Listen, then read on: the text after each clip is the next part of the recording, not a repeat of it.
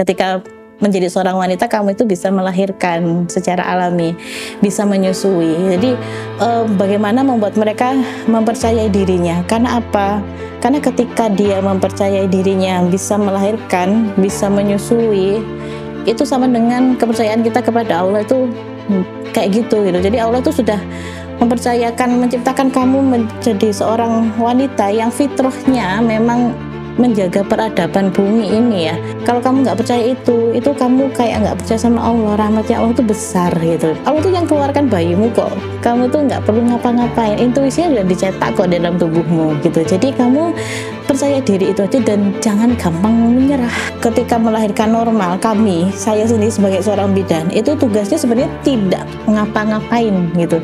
Tugas kita adalah sebenarnya meyakini bahwa Allah itu akan membantu. Saya percaya karena ini suatu fitrah ya, dan pasti terpanggil melahirkan normal, menyusui dengan payudaranya, itu pasti tetap akan datang. Cuman tantangannya untuk ke NBR sendiri adalah kita mengedukasi kembali, mengembalikan kembali wanita untuk mau berjuang untuk anaknya.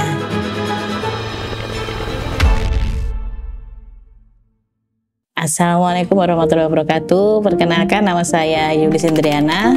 Saya biasa dipanggil dengan Rina dan saya owner dari Rumah Bidan Rina.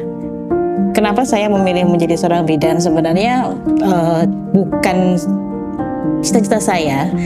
Jadi menjadi seorang bidan itu lebih ke arah pengobservasian terhadap nanti ketika saya lulus kuliah. Jadi berawal dari ketika saya lulus kuliah itu saya melihat kalau saya bekerja itu harus meninggalkan rumah.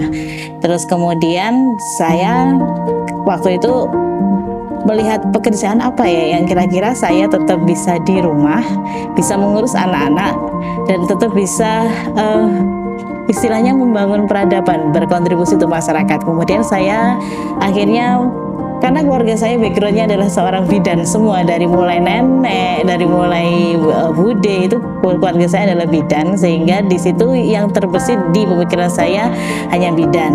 Tapi hari demi hari ketika saya menjalani proses pendidikan dan menjadi seorang bidan, ternyata memang inilah yang terbaik untuk saya. Kenapa? Karena jadi seorang bidan itu menjadi seorang sahabat seorang wanita, mulai dari satu sel sampai ke liang lahat.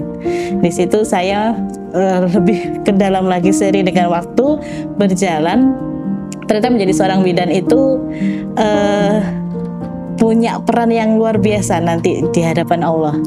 Kenapa? Karena ada tugas yang besar yang itu sangat luar biasa apabila kita bisa mendampingi seorang wanita menjalani fitrahnya dengan sempurna, itu ikut serta membangun peradaban dunia ini. Jadi perkara hamil, melahirkan, menyusui, sampai mendidik anak, bahkan sampai ke pekerjaan utama seorang wanita melayani suami, itu hidupnya bersama dengan seorang bidan. Itu yang membuat saya akhirnya lebih mantap lagi untuk masuk ke dunia bidan yang dulunya mungkin hanya pelarian untuk mencari pekerjaan supaya eksis, tapi semakin ke dalam ternyata menjadi seorang bidan luar biasa. Karena saya dulu awalnya itu mendalami konsep persalinan normal itu belajar dengan teman-teman di luar negeri gitu ya, dan mereka itu kepercayaannya terhadap tubuhnya dengan suatu bentuk akidah yang berbeda, mereka bisa kuat banget gitulah. Sementara kalau kita punya Allah itu kenapa kita nggak begitu kuat gitu. Jadi mereka, teman-teman saya yang ada di Bali itu yang menjadi pusat perbandingan bagi saya. Mereka bisa begitu kokohnya mempercayai dan bisa fighting, karena di sana juga proses kapitalisasi kesehatan juga luar biasa. Mereka berjuang untuk persalinan normal, sementara di sini persalinan normal itu bentuk tugas yang Allah kasihkan kepada seorang wanita. Jadi kan perjuangannya jauh lebih luar biasa untuk kita sebagai seorang muslim ya. Itu yang jadi inspirasi saya, teman-teman yang mereka yang tidak punya dasar kuat, mereka bisa keren seperti itulah apa kita gitu. Suatu persalinan yang ideal itu sebenarnya tidak ada ya gitu. Karena setiap wanita itu akan menjalani proses persalinan itu secara individual, secara private, secara dengan membawa cerita sendiri-sendiri. Jadi tidak ada suatu hal yang baik itu bersalin kayak gimana. Apakah mungkin ya kedengaran, apakah yang tidak menangis, ataukah yang tidak robek, atau gimana, enggak. Jadi semua jenis persalinan yang kamu rasakan, yang dialami oleh setiap wanita itu bersifat individu, dan kadang dari satu kehamilan ke kehamilan yang lain itu memberikan cerita yang berbeda. Jadi yang ideal apa? Yang ideal adalah kamu melaksanakan itu dengan berpatok pada sebenarnya ketika saya hamil, melahirkan, menyusui itu Allah tuh maunya kayak gimana sih, aku harus bersikap.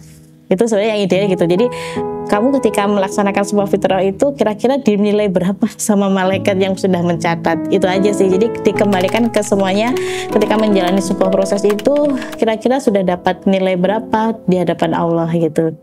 Itu aja.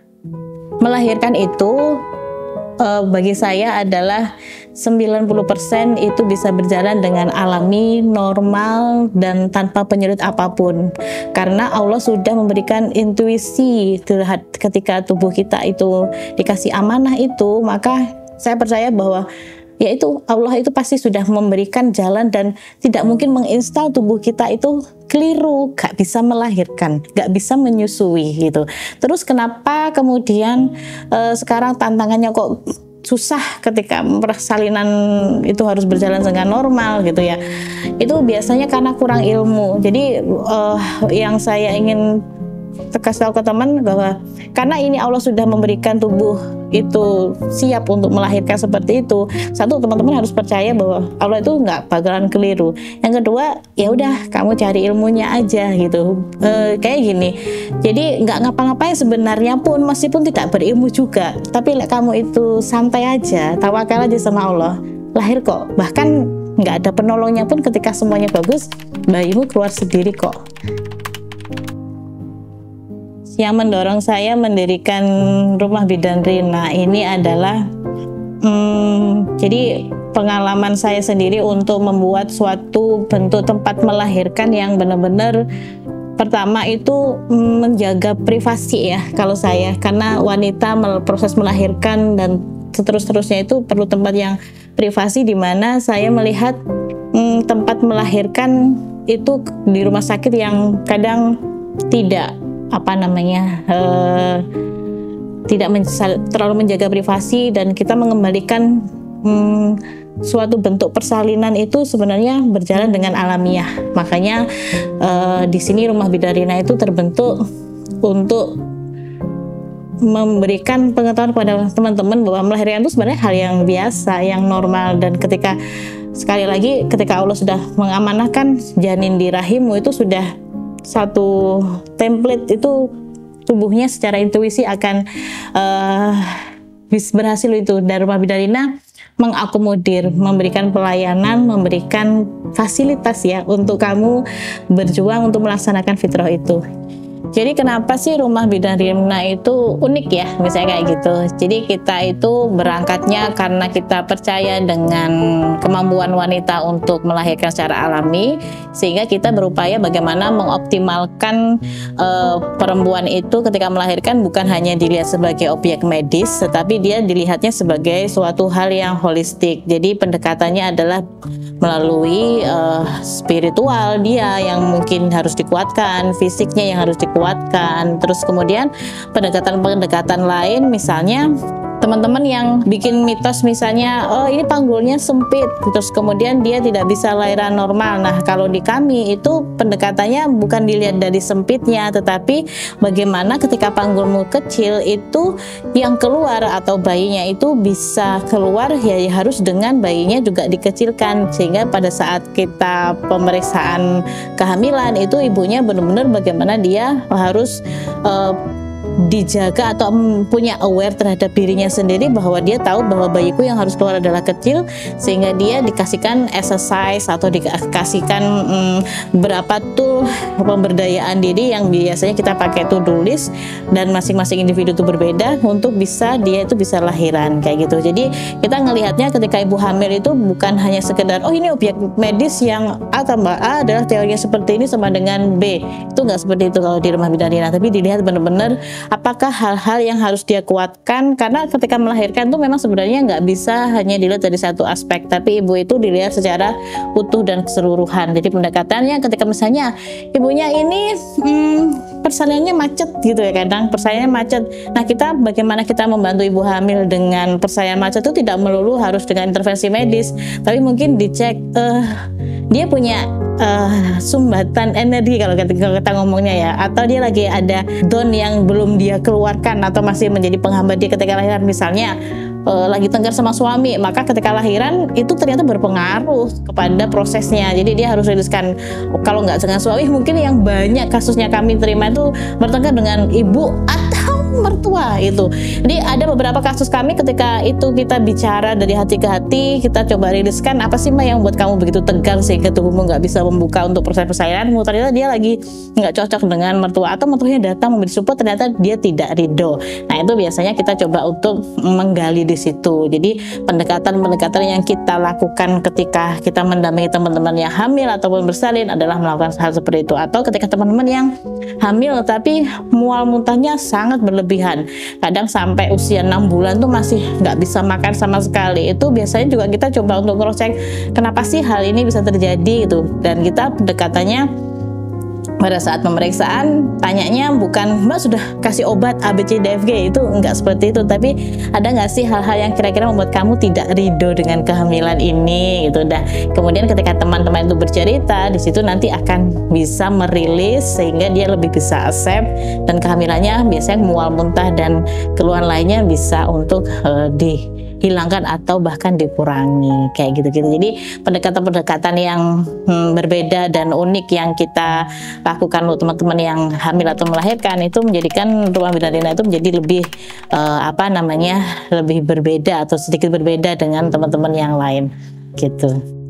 Tantangan terbesar sampai dari selama 10 tahun menjadi seorang bidan ya sampai sekarang itu adalah memberikan edukasi kepada teman-teman bahwa percaya dirilah, ketika menjadi seorang wanita kamu itu bisa melahirkan secara alami, bisa menyusui. Jadi bagaimana membuat mereka mempercayai dirinya. Karena apa?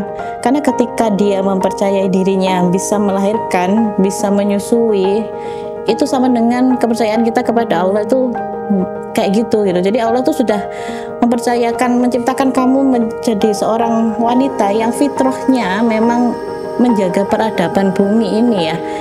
Tugasnya wanita itu kan itu. Jadi kalau kamu nggak percaya itu kamu kayak nggak percaya sama Allah. Rahmatnya Allah itu besar gitu. Dan Allah, tenang saja, Allah itu sudah memberikan pengetahuan bahwa Allah tuh yang keluarkan bayimu kok. Kamu tuh nggak perlu ngapa-ngapain. Intuisinya sudah dicetak kok dalam tubuhmu gitu. Jadi kamu percaya diri itu aja dan jangan gampang menyerah untuk memperjuangkan anakmu untuk lahiran normal. Kenapa sih kok lahiran normal terus gitu ya? Ya karena itu fitrahmu gitu. Ketika sesuatu hal yang fitrah dan tidak kamu laksanakan, itu dalam tubuhmu itu pasti ada yang kosong dan itu terus memanggil-manggil. Nah kalau kosong terus itu nanti biasanya ngefeknya sampai ke parenting. Jadi kalau ini nggak keisi, itu pasti beruntut saat anak-anaknya itu. Itulah pentingnya melahirkan secara normal seperti itu, kan itu sudah fitrah. Sama mungkin ibaratnya adalah ketika fitrah kita itu menyembah satu Tuhan, disuruh menyembah banyak Tuhan. Nah pasti nanti terjadi pergolakan di dalam hati kita. Itulah kenapa tantangan terbesar bahkan sekarang ya, itu dengan era yang super modern yang kemudian mengintimidasi kemampuan seorang wanita untuk bisa melahirkan, itu menjadi tantangan. Jadi tersistem dijauhkan sekali wanita itu dari fitrahnya untuk melaksanakan tugas utama dia sebagai penyambung peradaban bumi ini. Kalau untuk rumah bidan Rina sendiri itu sebenarnya dari dulu kami saya kayak percaya bahwa Allah tuh akan mengantarkan kok gitu orang-orang yang membutuhkan atau orang yang terpanggil untuk menjalani fitrahnya, dan kayak saya tuh hanya menyediakan tempatnya aja. Jadi saya percaya bahwa Allah nanti akan yang menggerakkan hati teman-teman yang mau untuk berjuang bersama untuk menjalani fitrah dia sebagai seorang wanita.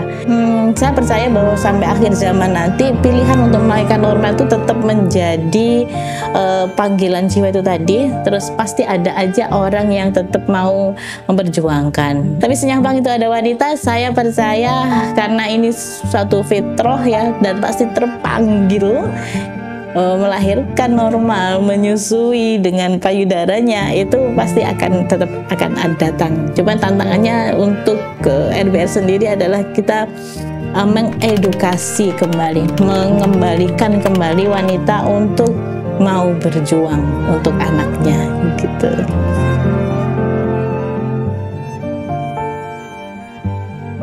Jadi mendampingi seorang manusia keluar secara fitrah, terus melihat perjuangan seorang ibu melahirkan anak, bagaimana dia survive dengan keputusasaan, bagaimana dia menderita dari detik ke detik, bagaimana dia berharap dari keadaan yang dia mungkin tidak bisa, bagaimana dia berjuang merawat kehamilannya. Itu bagi saya hal yang menyenangkan. Karena apa ya, luar biasa sekali mendampingi seorang ibu yang bertransformasi dari seorang wanita menjadi seorang ibu. Itu bagi saya hal yang luar biasa ketika dia berhasil menapaki kefitrahannya dia sebagai seorang wanita. Itu hal yang menyenangkan bagi saya. Kalau dukanya itu karena sekarang keadaan itu benar-benar bisnis ya. Jadi banyak sekarang ini kita kayak bertarung dengan orang-orang yang mengopinikan bahwa melahirkan normal itu menjadi hal yang susah, menjalani fitrah melahirkan normal, menyusui dengan normal, menyusui dengan ASI itu menjadi susah. Padahal itu ketika kita mempercayai fitrahnya wanita dikasihkan sama Allah, bahwa dia pasti bisa, dan itu sedikit tidak diperjuangkan, itu dukanya. Tapi itu menjadi kayak, ya itulah dunia ya, fightingnya kita untuk menjaga para wanita untuk senantiasa mau berjuang menjalani fitrahnya, karena Allah itu sudah menciptakan tubuh kita itu sudah sempurna itu, dan tugas kita memang di situ gitu. Itu suka dukanya. Jadi menjadi seorang bidan itu bagi saya adalah lebih ke arah semakin kesini itu semakin bahwa inilah bentuk Allah itu menciptakan ciptaannya itu sudah sangat sempurna. Misalnya ketika melahirkan normal, saya sendiri sebagai seorang bidan itu tugasnya sebenarnya tidak ngapa-ngapain gitu. Tugas kita adalah sebenarnya meyakini bahwa Allah itu akan membantu dengan ikhtiar. Ada kadang gini, kadang ada beberapa teman-teman, kalau dulu tuh saya merasa bahwa ibu hamil itu harus A, B, C, D, F, G, H, I, J, K, L, M, N gitu ya untuk bisa lahiran normal gitu. Semakin kesini ternyata nggak seperti itu juga. Jadi ketika orang melahirkan tetap kita ikhtiarnya ada, karena ikhtiar itu bagi saya ketika mendampingi teman-teman yang hamil dan melahirkan, ikhtiar itu untuk penyebutan pahalanya kamu. Sementara bayimu lahir itu tubuhmu sudah terinstal dengan sempurna. Jadi semakin kesini itu membuat saya semakin untuk istilahnya tawadu ya, bahwa bayi ini lahiran normal bukan karena penolongnya gitu, yakinlah gitu, tapi dia akan keluar dengan sendirinya. Karena saya mengalami banyak kejadian, karena hampir 3.000, 4.000 bayi yang sudah lahir ya. Jadi macam-macam itu, dan itu Allah menunjukkan bahwa bayi keluar macam-macam itu intinya sama kok. Kalau Allah nggak mengizinkan itu nggak keluar itu. Kita seusaha apapun, bahkan kalau kita nggak usaha pun atas karunia Allah itu tetap aja keluar. Jadi semakin kesini semakin bismillah. Kalau saya lebih menekankan ke teman-teman, udah deh kamu perbaiki hubunganmu sama Allah deh gitu. Itu lebih utama. Jadi walaupun misalnya kamu sampai males ngapa-ngapain, itu bolehlah kamu setidaknya tidak males untuk sering-sering miss call Allah gitu. Terus ya kalau kamu 9 bulan gak kepengen dapat pahala, ya wis menengah ya, tapi kan eman gitu.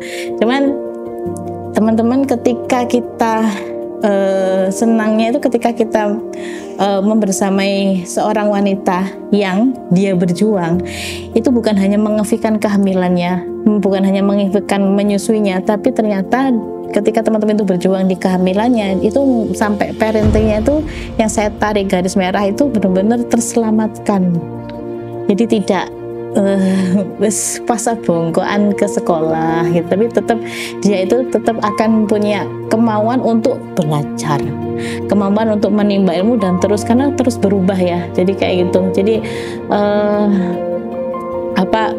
luar biasanya ketika dia mau untuk mengefikkan kehamilannya, menyusuinya, itu insya Allahnya peradaban dunia ini lebih terselamatkan, dan itu semua atas karunia Allah ya. Jadi kalau ada teman-teman yang mau berjuang seperti itu benar-benar kayak dia itu dapat hidayah banget dari Allah, dan itu jangan sampai dilepas.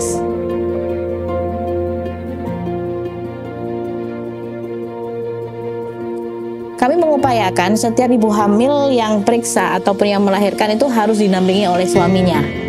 Karena mau tidak mau, karena saya sendiri melihat bahwa ketika wanita itu sudah menikah, maka benar-benar separuh dari hidupnya dia itu adalah suami. Jadi ketika dia menjalani proses hamil, melahirkan dan kedepannya itu, ketika suami hadir di situ, harapan kami kita bisa melihat bukan hanya ibunya yang bercerita, tapi ketika suaminya itu hadir, suami kadang akhirnya mulai mencoba mengerti. Atau kadang juga tantangan kami adalah ternyata yang tidak oke itu si bagian istrinya yang sudah dikasih tahu oleh suami, dengan padahal itu nasihatnya juga bagus, namun lebih bisa nyantol ketika kita yang ngomong gitu. Orang lain yang ngomong yang padahal temanya itu sama yang dibicarakan dengan suami, tapi lebih mengena. Nah, itu ternyata dengan hal seperti itu bisa untuk membantu suami sebenarnya. Kadang ada hal seperti itu. Jadi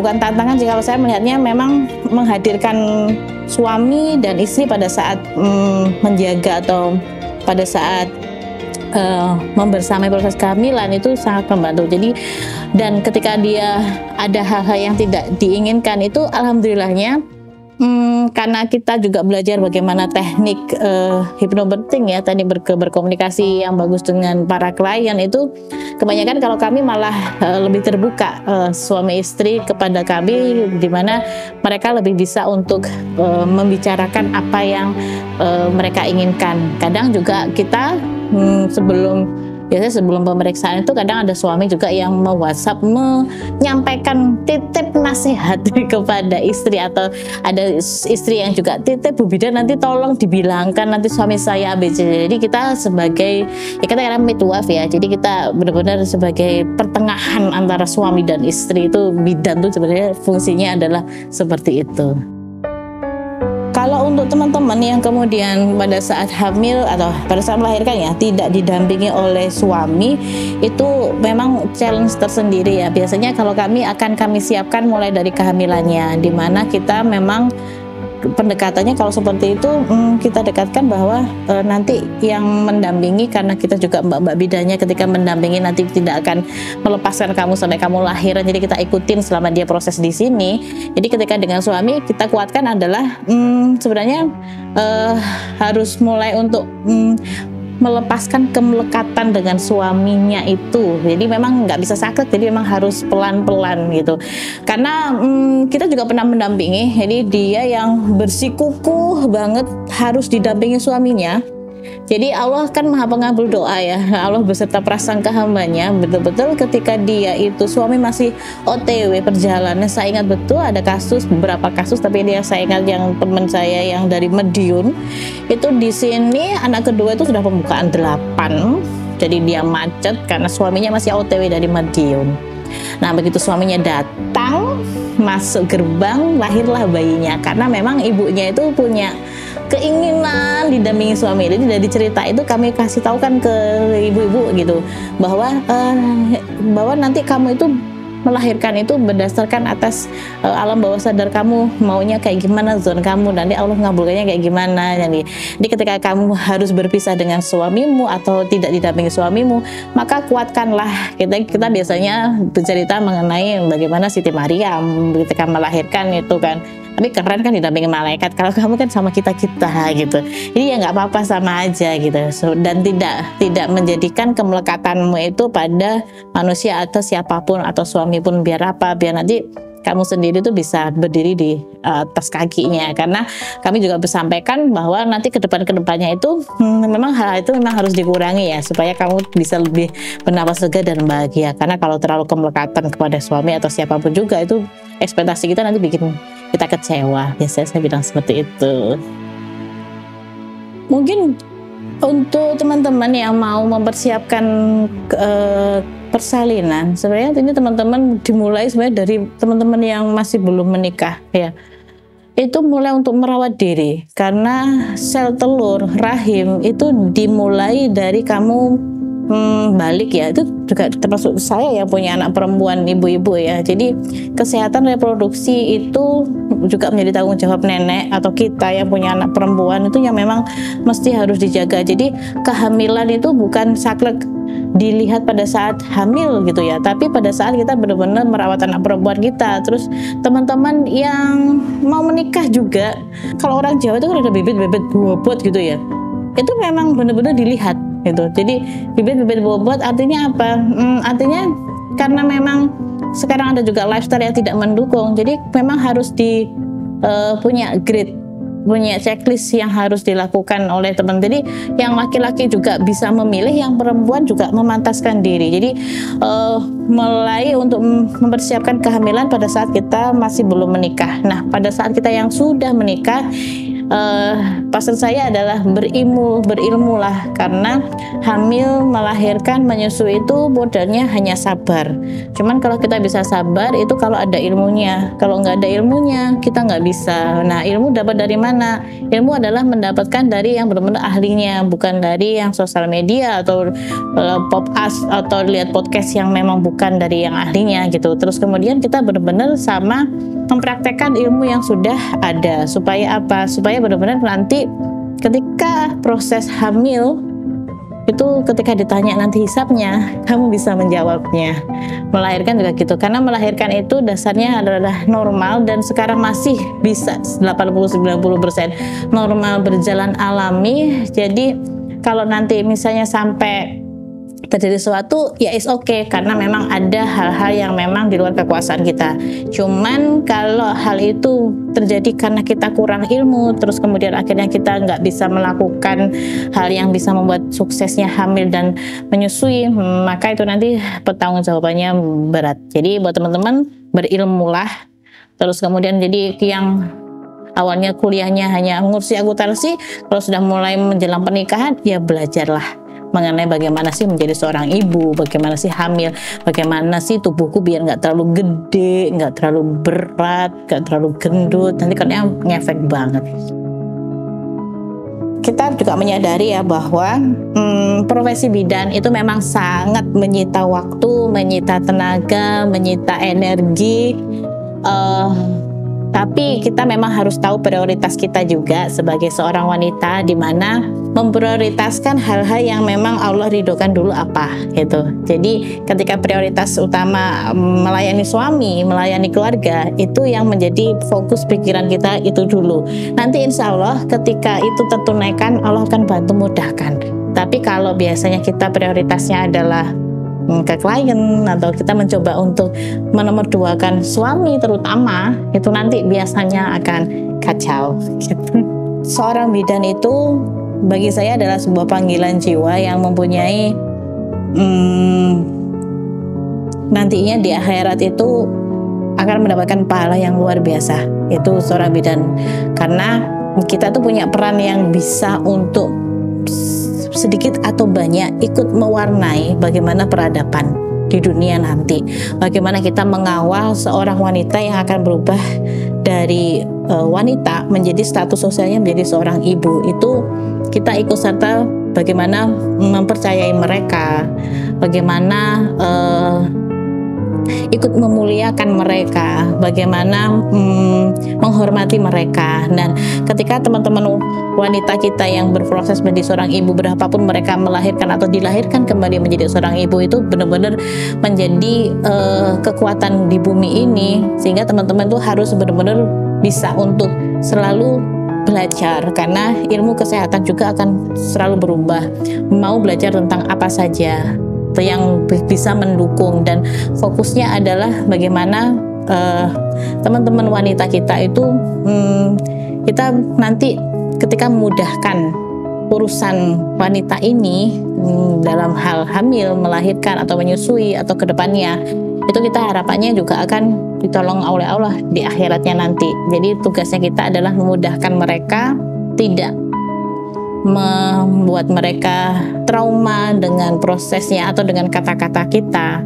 Kemudian buat teman-teman bidan juga untuk mencintai pekerjaan ini, karena pekerjaan ini walaupun dengan tantangan yang luar biasa, walaupun dengan tekanan yang luar biasa, tapi Masya Allah, insya Allah mulia di hadapan Allah. Dan teman-teman pasti pernah merasakan ya bagaimana luapan yang namanya hormon oksitosin itu benar-benar kerasa ketika tangan kita menggendong, meraba atau menyentuh bayi yang baru keluar ke dunia ini. Itu bukan hanya ibu yang menjadi luapan oksitosin, kita juga akan terasa luapan oksitosin yang luar biasa, rasanya indah, dan itu hal yang sangat patut kita syukuri teman-teman. Jadi tetaplah bersemangat untuk menjadi seorang bidan yang selalu update ilmu, selalu penuh dengan kasih sayang, selalu memudahkan, dan selalu sayang dengan klien-kliennya.